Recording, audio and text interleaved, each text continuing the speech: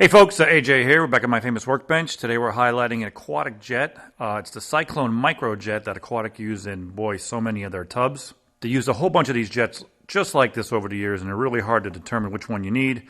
A lot of them have different barrels, different diameter face sizes. Let's take a good look at this one so you can recognize it if it's the one that you need in your tub. The diameter of the replacement jet face is 2 15/16, and again, there was a lot of versions of this jet that may have different diameters. A lot of them had a little bit bigger diameter. This is the current version.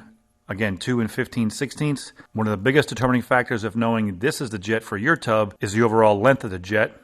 As you can see, this one is 3 5/8. Another factor is knowing the length of the barrel. This one is 2 5/64. All right, let's take a close-up look and see some of the other characteristics of the barrel. You see we have this little slot down here, a little opening there, and the opening for the water flow has a little arch on this side. It's flat on one side with an arch on the other. This is very distinctive to the Cyclone Micro Jet.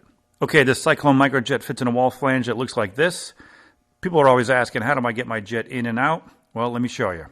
As you can see down in the throat of the jet, we have a little notch pattern there, and on the jet barrel, we have this protrusion only on one side of the jet.